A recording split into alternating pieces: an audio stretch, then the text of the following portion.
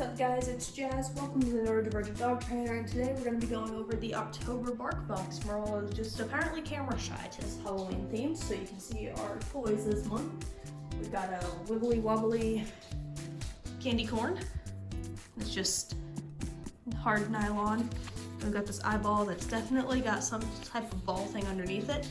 I feel like this texture of material she is going to rip off very quickly. After that we have our beef recipe chew stick. Again, like every other one, this is the one that I usually cut in half and give to both of them.